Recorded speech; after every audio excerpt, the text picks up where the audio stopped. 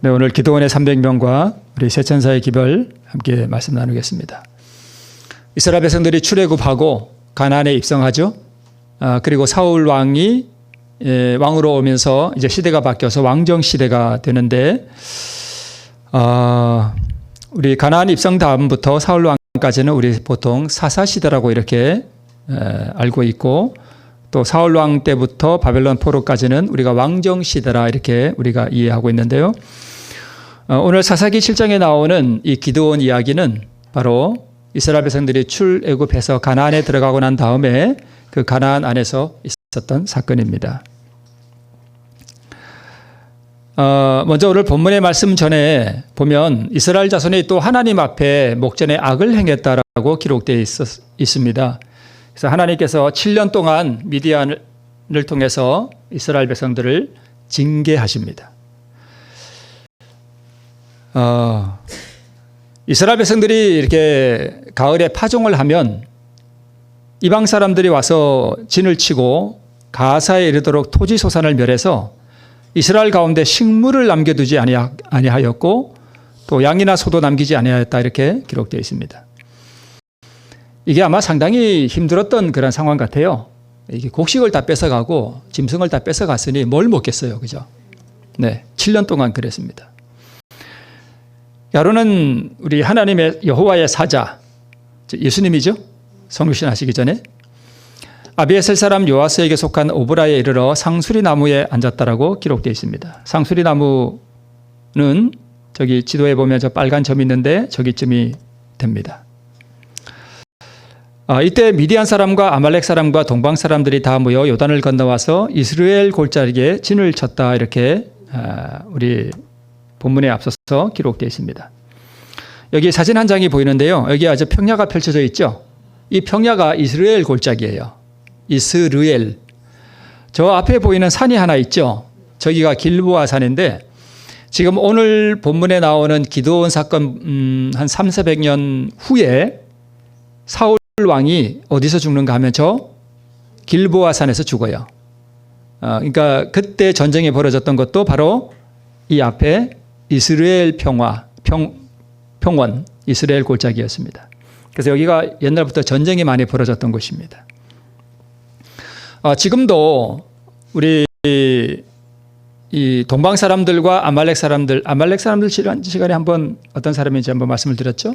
미디안 사람과 아말렉 사람과 동방 사람들이 와서 이 이스라엘 골짜기에 진을 쳤는데 이 사람들은 이쪽 제 앞쪽으로 진을 쳤고 이스라엘 백성들은 저쪽 길보아 산 쪽으로 진을 쳤던 것 같습니다. 이때 여호와의 신이 기드온에게 강림했는데 전쟁을 위해 나팔을 불었습니다. 므낫세, 아셀, 스불론, 납달리 지파의 무리들이 모였습니다. 다 북쪽에 사는 지파들이죠. 양털 시험하고 이런 걸 우리가 잘 알고요. 또 32,000명이 전쟁을 위해서 모였습니다. 그런데 몇 명을 돌려보냈나 하면 22,000명을 돌려보냈습니다. 무서운 사람 집에 가라 이렇게 했더니까 32,000명 중에 22,000명이 집으로 돌아가고 몇 명 남아요? 10,000명이 남았습니다. 왜 하나님께서 이 사람들을 돌려보냈는가 하면 이 사람들의 마음에는 뭐가 있대요? 교만과 불신이 있었대요. 그리고 만약 이 전쟁에서 이기면 영광을 하나님께 돌리지 않고 자기가 영광을 취할 것을 하나님께서 아시고 돌려보냅니다. 자, 아이성을 공격할 때는 하나님께서 어떻게 하라 그랬죠? 군사들을 다 올라가라 그랬죠. 조그마한 군사들, 그죠? 조그마한 아이성. 그거 하는 데는 군사를 사실 조금만 하면 될 거 아니에요? 그죠? 조그마한 성인데. 근데 하나님께서 다 올라가래요. 근데 지금 이 적군들은 10만 명이 넘는 군사들이 지금 쳐들어왔어요. 그러면 우리는 최소한 몇만 명 돼야 전쟁을 할까요? 5만 명은 될까요? 네. 우리 장로님은 전쟁을 잘하셔서 5만 명이면 될 것 같습니다. 예, 한 20만 명은 돼야 그래도 우리가 좀 그죠? 돼야 될 텐데 고작 32,000명 모였는데 하나님께서 이 군사의 숫자가 너무 많대요. 그래서 무서운 사람 집에 가라 그랬더니까 22,000명이 돌아가고 10,000명이 남았습니다. 근데 하나님께서 말씀하시기를 10,000명도 많다라고 하십니다. 그래서 10명의, 10,000명의 군사를 시험하는데, 이렇게 개처럼 이렇게 무릎을 꿇고 마시는 사람은 불합격. 그 다음에 이렇게 좌우를 경계하면서 아주 이렇게, 손에 물을 떠서 이렇게 움켜서 이렇게 먹는 사람은 합격. 이렇게 해서 뽑힌 사람이 몇 명이에요? 300명입니다. 그래서 손으로 움켜 입에 대고 핥는 자의 수는 300이요. 그 외의 백성은 다 무릎을 꿇고 물을 마셨다라고 되어 있습니다. 사실 여기에 굉장히 중요한 의미가 있는데, 우리 오늘 안교 시간에 기도하신 분도 그런 기도를 하셨지만, 이게 무릎을 꿇고 물을 마셨다는 뜻이 뭐냐 하면, 살아갈 때 우리가 늘 우리의 생각과 감정에 내가 지배당하면서 산다는 거예요. 기분 나쁘면 기분 나쁜 대로 그걸 표현하고 살고, 또 누가 미우면 미운 대로 그렇게 살고, 계속 그렇게 사는 거예요. 그러니까 어디에 무릎을 꿇은 거예요? 사실은 세상과 또 마귀와 또 자기 자신에 대하여 무릎을 꿇고 사는 거예요. 그죠? 늘 지면서 사는 거예요. 이 사람들이 전쟁에 마지막에 나가겠어요? 못 나가겠어요? 사실 여기 300명의 이 군사들을 뽑는 과정은 마지막 시대 최후의 전쟁에 나갈 사람들을 지금 모집하는 거예요.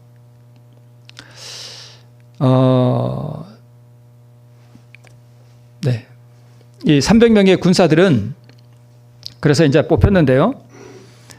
이 사람들은 무릎을 꿇지 않았다는 이야기는 오늘 안교 시간에 기도하신 분과 마찬가지로, 그 내용과 마찬가지로 마귀와 내 자아와 세상에 대하여 뭐한 사람들이에요?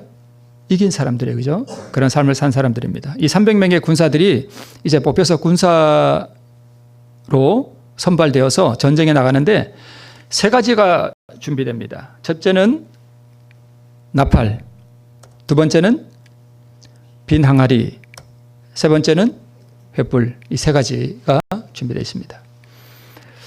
사실 이게 이제 다른 데서 한번 했던 설교인데 제가 다시 한번, 우리 주정교회들은 못 들었잖아요. 그죠? 네, 못 들으셨죠? 네, 그래서 오늘 그냥 이거 하는 것입니다. 우리 한번 잘 들어보겠습니다. 자, 뭘 준비했다고요? 나팔, 그 다음에 빈 항아리, 그 다음에 횃불. 이 세 가지 준비됐습니다. 이게 다 의미가 있는 것입니다. 자, 300명인데 100명씩 세 부대로 나눴어요. 기드온이.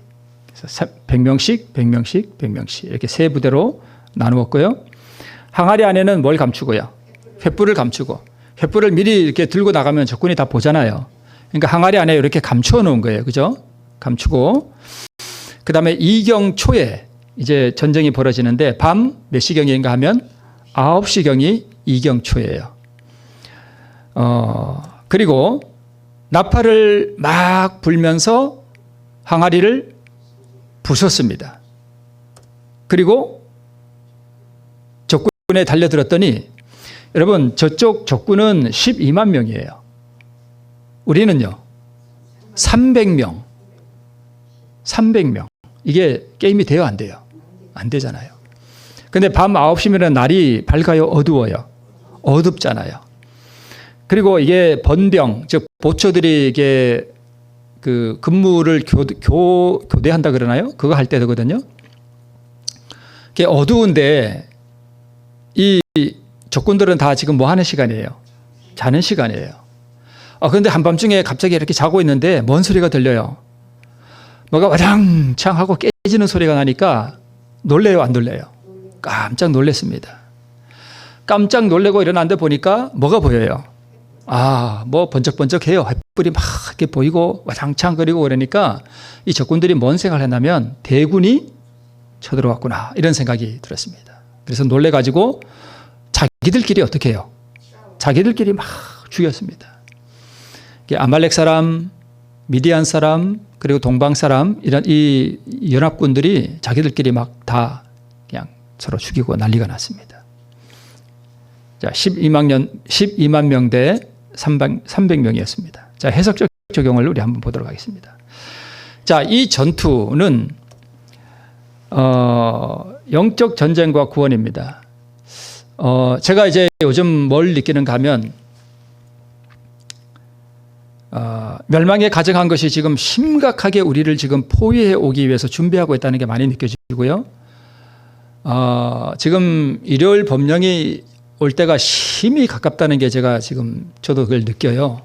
그리고 때가 심히 얼마 남지 않았다는 걸 제가 느끼고 지금은 이렇게 살 때가 아니라는 걸 제가 상당히 이게 부담감을 많이 가져요. 제가 이 부분에 대해서는 좀 준비되는 대로 제가 한번 말씀을 드릴까 하는데 마지막 최후의 전투가 지금 심히 가깝습니다. 일요일 협령이 일어나면 그때 우리가 준비할 수 있는 기간은 없어요. 일요일 협령은 우리가 영적으로 준비되는 기간이 아니라 준비된 사람과 준비되지 않은 사람들을 뭐 하는 사건인가 하면 분리시키는 사건이에요.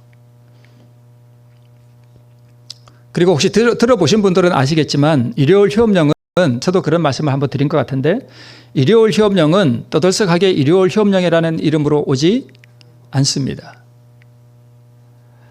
그래서 지금 정신을 바짝 차리고 좀 세상에서 무슨 일이 일어나고 있는지 우리가 지금 유념해야 될 때입니다. 마지막 전투가 우리가 지금 가까이 다가오고 있고 이 전투에 임하기 전에 우리가 무슨 전투를 해서 우리가 승리해야 되는가 하면 마음과의 싸움에서 일어나는 이 전투에서 승리한 사람들만이 이 전투에 참여할 수 있어요. 그래서 이 돌아간 22,000명과 돌아간 9,700명은 내 안에서 일어나는 이 내적 전투에서 뭐한 사람들이에요? 실패한 사람들이에요. 이 사람들은 전투에 나가지 못해요. 그러니까 결국은 이 32,000명이 뭐에 비유할 수 있는가 하면 우리 재림교인들의 숫자예요. 뭐가요? 32,000명이. 그리고 300명은요. 사실 구원받는 사람들이에요. 마지막 이 최후의 전투에 나가는 사람이에요. 야곱의 환난을 통과하면서. 우리가 이걸 이렇게 이해하고 우리가 좀 어떤 엄숙함과 또 경계심을 가지고 이런 말씀들을 우리가 좀 접해야 하리라고 생각이 됩니다. 나팔은 뭘까요? 나팔은 우리 재림교회 새천사의 기별 전하는 그림을 보셨죠? 그럼 뭐가 있어요?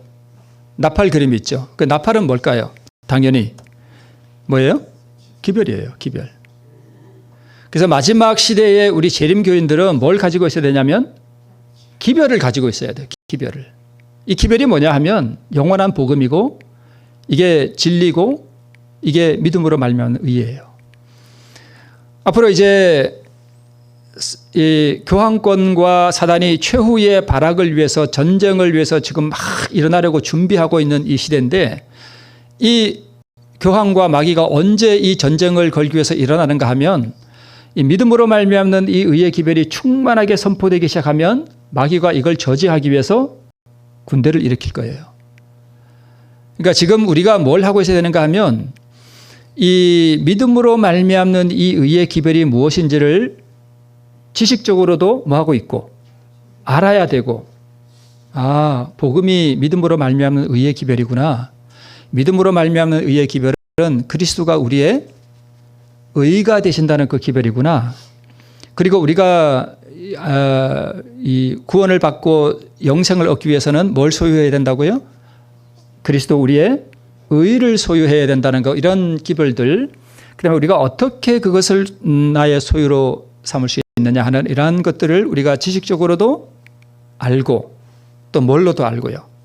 내 삶에서 경험으로도 알고 이런 사람들이 뭐 할 수 있어요? 나팔을 불 수 있어요. 그렇지 않겠어요? 이게 나팔을 분다는 의미입니다. 그래서 오늘 이 말씀들을 우리가 다시 한번 이렇게 오늘 교과 시간에도 나왔잖아요. 뭐 하지 않으면, 실천하지 않으면 아무것도 아니에요. 실천하지 않으면. 그래서 이 말씀을 우리가 지적으로도 이해하면서 지적으로 이해한 이 말씀을 생활 속에서 뭐 해봐야 돼요? 적용해보고 실천해봐야 돼요. 그래서 이것이 내 삶에서 어떻게 이루어지는지를 딱 경험을 하고 나면 이게 복음이구나. 이게 믿음으로 말미암는 의의 기별이구나. 이게 마지막 시대에 외쳐야 할 그리스도 우리의 의의 기별이구나 하는 것을 우리가 경험으로 알게 됩니다. 이게 나팔을 가졌다는 의미예요. 자, 두 번째는 뭘 가졌어요? 빈 항아리를 가졌습니다. 자, 이 빈 항아리는 뭘 상징하는가 하면 우리의 마음. 우리가 이 보배를 어디에 가졌다고요? 질그릇에 가졌다고 우리 고린도서에 나오잖아요. 그죠? 네, 질그릇에. 네, 그래서 우리 하나는 다 기본적으로 가지고 있어요. 뭐요? 네, 마음. 빈 항아리는 우리가 다 있어. 빈 항아리가 뭐예요? 이거. 그죠? 다 있잖아요. 자, 그런데 횃불은 뭘까요? 하나님의 영광을 아는 품성. 이 품성을 다른 말로 하나님의 사랑, 또 그분의 은혜, 또 가장 중요한 거. 네, 예수님의 의. 네, 의. 그러면 이게 다 적용이 되잖아요. 그죠? 이 빈 항아리에 이 의의 횃불, 하나님의 영광을 아는 그 빛. 의는 빛이요 하나님의 생명이며, 그거 우리 많이 들어서 이제 알잖아요. 그죠? 네. 여기에 딱 감추어져 있다가 뭐가 깨지면 이게 드러나요? 빈 항아리. 빈 항아리는 그래서 다른 말로 뭐라고 표현할 수 있는가 하면 우리의 자아예요. 자아. 그죠? 자아가 팍 깨질 때 뭐가 드러나는가 하면 그리스도의 의가 드러나게 되어 있습니다. 그러면 이게 빈 항아리에 우리가 가장 먼저 받아야 될 게 뭐냐 하면 횃불이에요. 그죠? 횃불. 횃불을 우리의 마음 안에 감추는 게 중요해요. 그리고 세 부대로 나누었잖아요. 그죠? 세 부대는 세 천사예요. 그죠? 세 천사예요. 그래서 아주 옛날에 일어났던 그 사건이 오늘날 우리에게 그대로 살아서 적용되는 이 성경의 오묘. 참 너무 신묘막측하지 않아요? 그죠? 네. 이 두 군대 사이에서 벌어지고 있는 싸움은 세상의 군대들이 싸우는 것처럼 뭐며 실제적이며 그 영적 투쟁의 결과에 영원한 우리의 운명이 달려있다. 오늘 아침에 우리 찬미에 부른 거예요. 길이 살겠네, 길이 살겠네. 저 생명락 강가에 길이 살겠네. 우리가 내가 부서지고 예수님이 나에게 주신 그 의를 우리가 경험하게 되면 우리가 세상을 살아갈 때도요, 늘 그 예수님과 그 천국을 사모하며 살거든요. 우리의 마음속에 그 낙원을 그려볼 수 있잖아요. 하나님의 영광이 불같이 그 보좌에서 흘러나오는데 그 생명 강가는요, 그 강물은 우리가 지금 그 수정같이 맑다 그랬는데 제 생각에는 막 불처럼 흘러갈 것 같아요. 그 하나님의 영광이 그 흘러다함이 없는 그 생명 강가에 생명나무가 있는 그 말할 수 없는 묘사조차도 지금은 할 수 없는 그 강가에서 우리가 영원히 구원을 받아서 길이 살겠네, 길이 살겠네. 그 생명 강가에 갔을 때 우리의 가슴이 얼마나 가슴 벅찰 것인가. 그것을 우리가 상상해 볼 수 있지 않겠어요? 그죠? 그것을 늘 꿈에 그리며 우리가 살아갈 때 참 우리가 이 땅에서는 어둡고 참 슬픈 일이 많지만 우리가 그런 소망으로 살아가게 되기를 간절히 바랍니다. 네. 자, 그 운명이 지금 이 짧은 이 생을 살아가는 동안에 우리가 결정된다고 하는 사실입니다. 자, 이 말씀을 우리가 많이 봤기 때문에 그냥 넘어갈게요. 기드온의 300명의 군사와 미디안과 아말렉과 동방 사람들, 즉 적군이 다 어디 안에 있는 것인가 하면 내 안에 있어요. 나는 기드온의 300명의 군사고 미디안과 아말렉과 동방 사람들은 밖에 있다라고 생각하면 안 됩니다. 물론 밖에서 올 수도 있어요. 그러나 이렇게 보면 기드온의 300명의 군사들은 횃불과 나팔과 빈 항아리를 가졌는데 이게 바로 뭐냐면 세 천사의 기별이에요. 그리고 믿음으로 말미암는 의의 기별을 가졌고 그것을 경험했다는 뜻입니다. 그래서 우리가 나중에 이 죄의 도마를 받을 때에 내 안에 있는 이 자아가 다 사라져요. 이 죄의 본성이 다 사라져요. 그러면 유쾌하게 되는 경험이 오거든요. 사실 진짜 이 항아리가 깨지는 경험은 우리가 죄의 도마를 받을 때 그때 우리의 죄의 본성이 딱 사라지면 우리가 누구와 똑같아지는가 하면 예수님과 똑같아져요. 예수님은 연약한 육체 안에 뭐는 없었어요? 죄는 없었죠. 그럼 우리가 죄의 도마를 받으면 우리 안에 뭐가 더 이상 없어요? 죄가 없잖아요. 그런데 육체는 연약하잖아요. 그죠? 그래서 예수님이 사단이 뭐라고 주장했는가 하면 하늘에서 피조물은 율법을 지킬 수 없다 그랬거든요. 근데 그걸 누가 깼어요? 예수님이 깬 거예요. 인성으로 율법을 온전히 지키셨거든요. 근데 그걸 누가 또 증명을 해야 돼요? 우리가 해야 돼요. 우리가 마지막 남은 주제가 그걸 해야 돼요. 예수님과 똑같은 상황에서 우리가 빈 항아리가 팍 깨질 때에 우리 안에 그리스도의 의가 충만하게 드러나서 그래서 이 드러나는 충만한 이 의를 가지고 우리가 하나님의 그 환난 가운데서도 그 계명을 충성스럽게 지킬 수 있다는 것을 온 우주 앞에 증명할 때 이 예수님의 재림이 이제 완성되는 것입니다. 할 수 있게 되는 것입니다. 미디안과 아말렉의 군사들은 뭘 상징하는가 하면 죄된 본성과 우리의 자 그리고 외부에서 이르러오는 유혹을 상징하는 것입니다.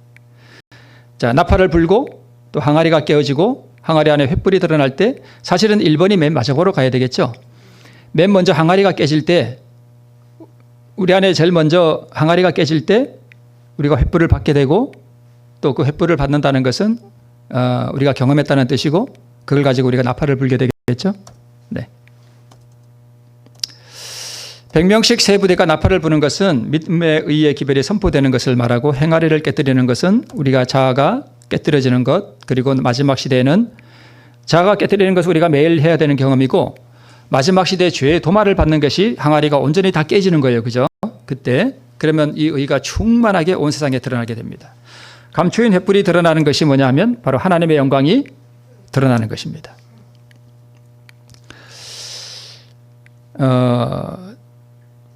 어두운 데서 빛이 비치려 하시던 그 하나님께서 예수 그리스도의 얼굴에 있는 하나님의 영광을 아는 빛을 우리 마음에 비추셨느니라. 우리가 이 보배를 어디에 가졌대요?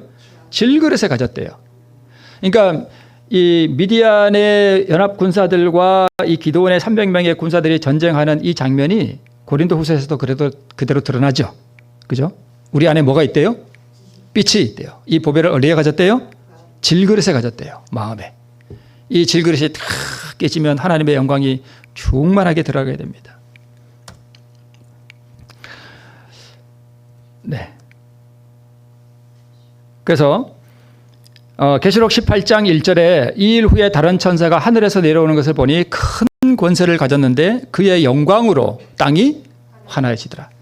300명의 군사가 질그릇을 깨버리니까 크게 소리가 나면서 뭐가 드러났어요? 횃불이.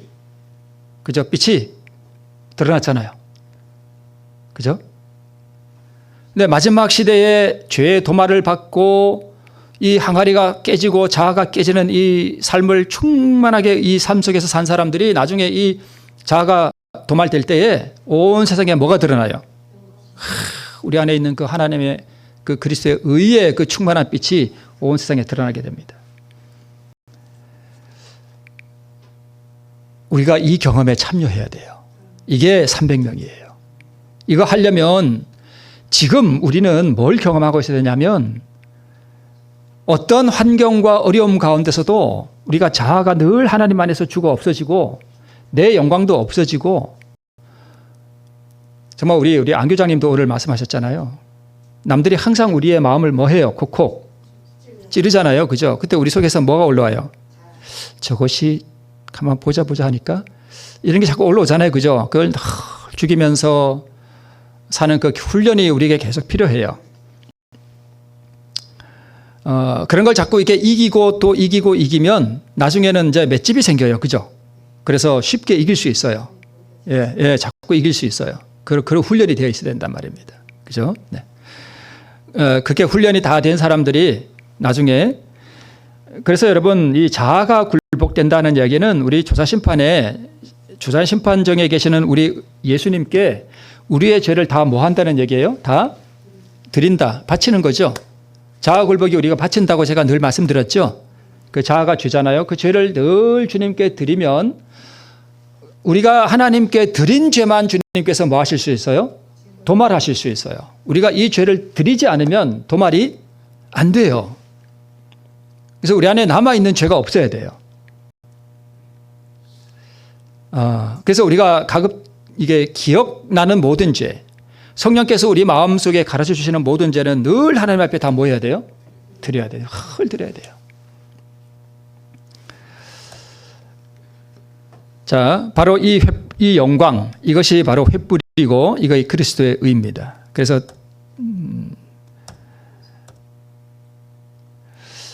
이 300명은 항상 경계하고 주의하고 용기가 있고 자제력이 있고 하나님의 지시에 순종할 수 있는 사람들, 또 자신의 뜻이 없는 사람들, 이런 사람들이 300명이에요.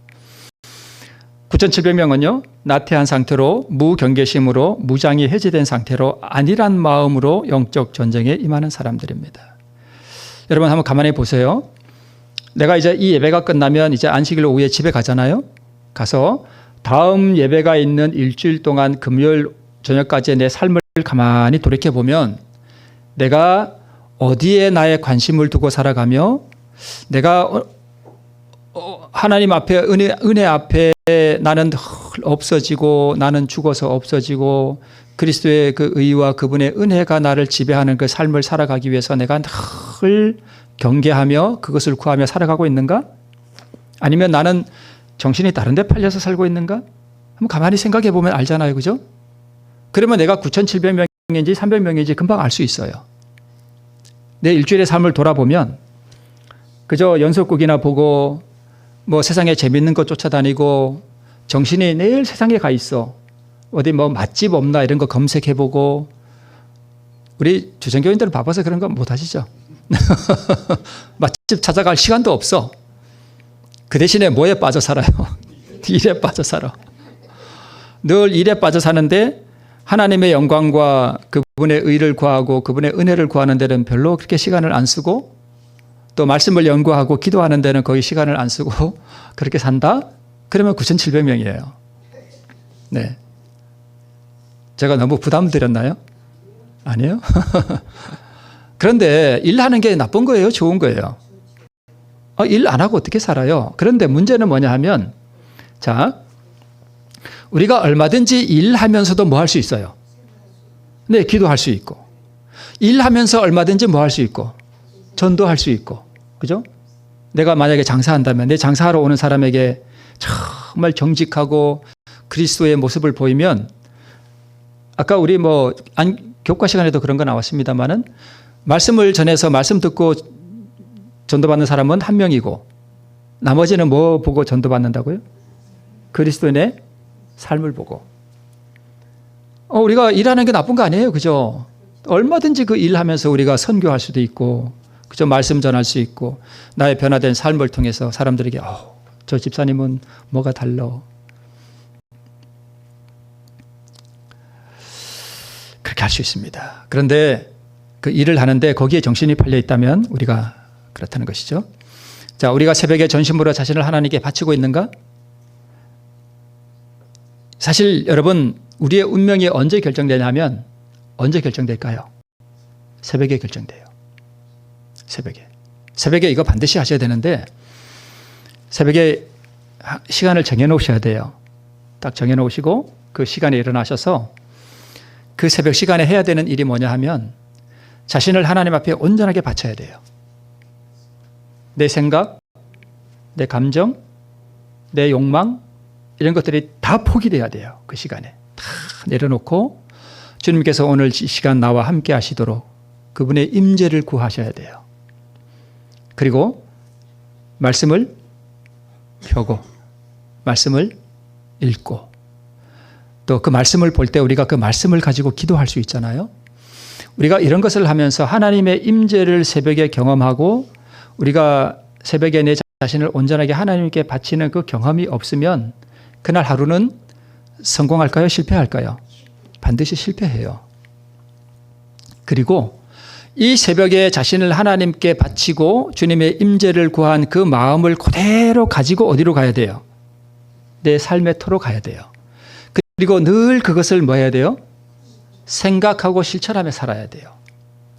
새벽에 이렇게 하나님께 자신을 바치고 말씀을 통해서 나는 오늘 없어지고 하나님의 그리스도의 의가 나를 주장하는 그러한 삶을 위해서 기도하고 가면 반드시 무슨 일이 생기냐 하면 우리 안 교사님 말씀하신 대로 뭐 하는 사람이 생겨요? 콕콕 찌르는 사람이 있어요. 그때 아침에 내가 다 이게 준비했기 때문에 무장을 하고 나갔기 때문에 내가 그 전쟁에서 뭐 할 수 있어요? 이길 수 있어요. 근데 이러한 무장을 하지 않고 내가 아무 생각 없이 일어나서 허둥지둥 내가 세상에 나가면 백전 백패하게 됩니다. 그게 9,700명이에요. 매 순간 매 시간마다 사단의 공격에 대해서 늘 그것을 묵상하고 주님의 은혜를 구하고 늘 그리스도를 생각하고 하는 그 갈망이 우리 가운데 없으면 우리는 실패합니다. 그래서 의를 사모하고 자기를 버리는 일에 대해서 늘 묵상하는 것이 참으로 중요해요. 여러분 혹시 이거 진짜 구원받은 사람은 어떤 사람인가 하면 하나님과 그분의 은혜가 이렇게 경험이 됐기 때문에 그분의 사랑이 경험이 됐기 때문에 내가 하루를 이렇게 살아가면서 예수님을 더 닮고 싶고 예수님께 더 가까이 가고 싶고 그분의 인격에 내가 이렇게 접촉해 보고 싶은 갈망이 항상 있어요. 그 갈망, 그 목마름. 그런 사람은 늘 무슨 생각이 날까요? 누구 생각이 날까요? 예수님 생각이 나요. 아침부터 저녁까지 예수님 생각한다니까요. 제가 사실 지난주 안식일 오후에 저희 식당에서 제가 노래를 한 절 불렀거든요. 손님 앞에서. 무슨 노래 부른지 아세요? 이 시간 설교 시간에 제가 유행가를 불렀어요. 유행가 아세요? 네, 유행가. 트로트를 불렀다니까요. 제가 안식일 오후에. 짧게 한 소절. 왜 그런 노래를 불렀냐 하면 우리가 어떻게 예수님을 생각하고 사냐. 뭐 그런 대화가 나왔어요. 그래서 제가 누구 노래를 불렀냐면 현철이라는 가수 아세요? 여러분 그 노래 아실 거예요. 안전하서나 당신 생각. 제가 그 노래를 부르고 싶어 부른 게 아니라 우리가 만약 예수님을 사랑하고 그분을 향한 갈망이 있다면 우리는 안전하서나 무슨 생각할까요? 예수님 생각한다니까요. 유행가 가사에 안전하서나 당신 생각은 왜 그 사람 당신 생각해요? 뭐 하니까? 좋아하고 사랑하니까. 그러니까 우리도 예수님을 좋아하고 예수님을 사랑하게 되면 안전하서나 누구 생각할까요? 예수님 생각한다니까요. 그래서 내가 만약에 살아가면서 늘 예수님을 생각하고 예수님을 더 닮고 싶고 그분이 그립고 그분이 사모가 되고 그게 없으면 나는 9,700이에요. 내가 영원히 사모할 주님 하는 그 찬미 있잖아요. 네, 내가 영원히 사모할 그 주님. 그 주님이 너무 보고 싶고 사모가 되고 내 가슴 깊이 그분을 향한 갈망이 내 안에 계속 이렇게 일어나는 거. 그래서 이렇게 그런 갈망이 없으면 여러분 기도하세요. 솔직히 하나님 앞에 하나님 저는 그렇게 살아야 되는데 이 갈망이 없습니다. 그 갈망을 좀 제게 주십시오. 구하라 그러면 너에게 주실 것이요. 이런 부분은 나중에 또 다시 한번 또 좀 살펴보도록 하겠습니다. 그게 300명이에요. 네.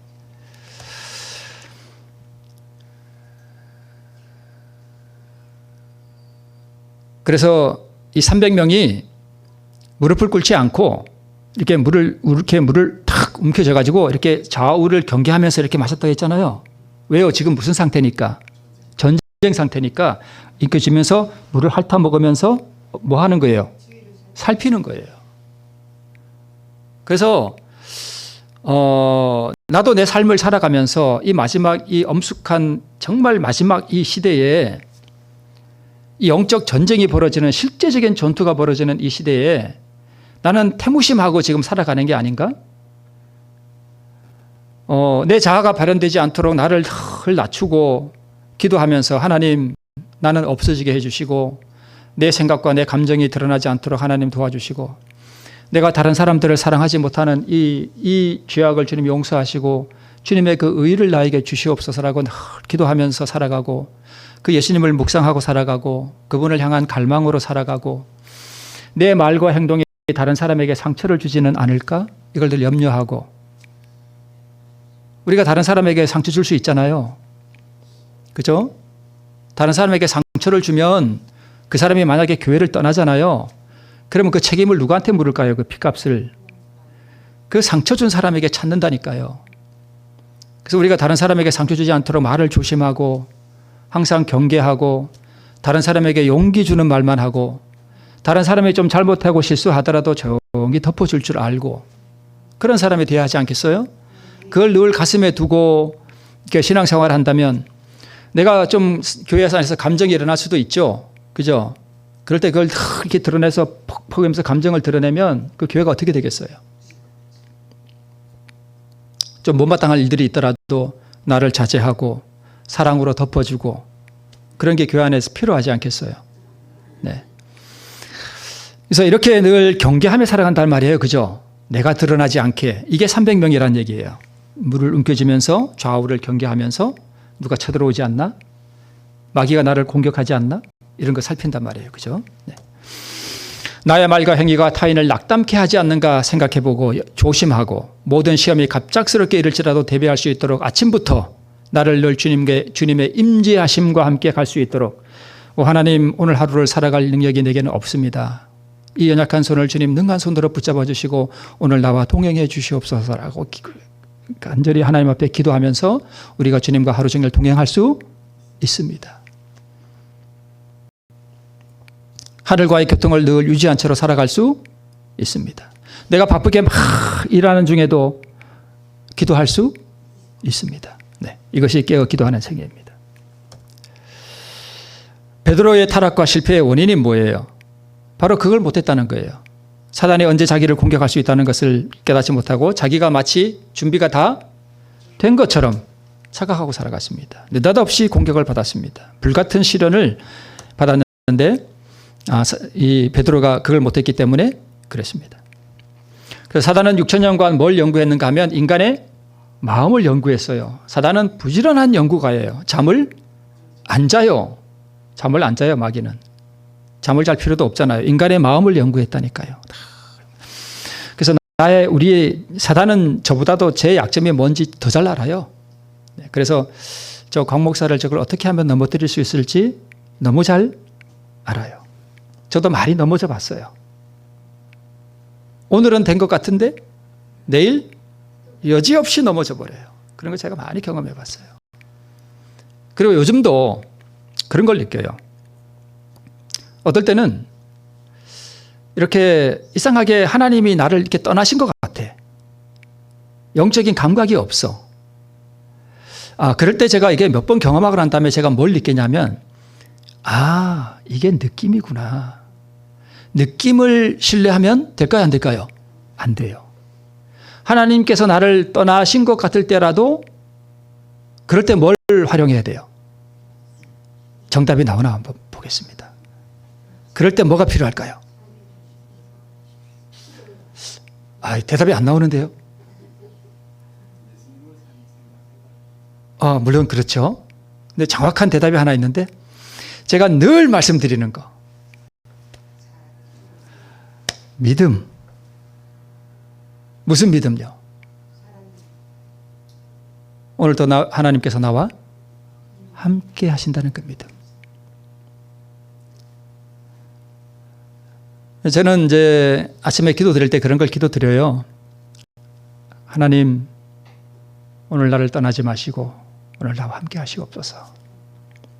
간절하게 기도를 드려도 어떨 때는 하나님께서 나와 함께 하신다는 느낌이 전혀 없을 수 있어요.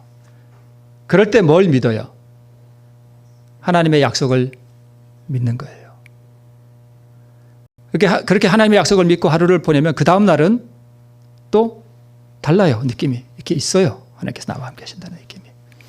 그래서 이런 믿음이 왜 필요하냐면 마지막 환란에 들어갔을 때에 이 300명의 군사가 표상하는 마지막 남은 무리가 환란의 경험을 통과할 때 경험하는 게 뭐냐 하면 하나님이 우리를 뭐 하신 것 같은, 버리신 것 같은 그 경험에 들어가는 거예요. 그럴 때 뭐가 필요할까요? 믿음이 필요해요. 그래서 이 믿음을 우리가 지금 뭐 하는 거예요? 개발시키는 것입니다.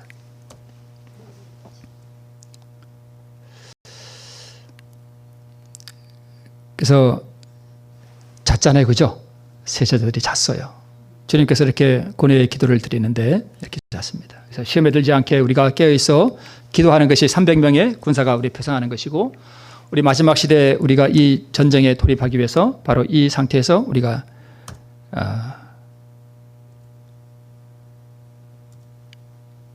있어야 합니다. 네, 가끔 이게 잘 안 넘어갑니다. 자, 시간이 없는 관계로 우리 조금 넘어가겠습니다. 자, 깨어 기도하는 가운데 사단의 간계와 생각을 받아들이지 않도록 늘 경계하며 기도하며 의를 사모하며 예수님을 사모하며 하늘과의 교통을 중단하지 말고 살아가시기를 바랍니다. 네. 혹시 오늘 말씀을 들으면서 우리 삶을 돌아보면서 내가 그 예수님을 향한 갈망이 있는가? 내가 예수님을 사모하며 살아가는가? 내가 늘 예수님을 생각하고 그분의 인격과 그분의 거룩하심과 그분의 순결하심과 그분의 아름다우심을 늘 묵상하고 그분과 더 가까이 접촉하고 싶어서 늘 기도하며 살아가는가? 돌아보시면서 만약 아니라 그러면 우리 삶을 지금 빨리 뭐 하셔야 돼요? 빨리 바꾸셔야 됩니다. 네. 그래서 오늘 이 경험이 주정교회 우리 모든 성도들과 함께하기를 바라면서 말씀을 마치겠습니다.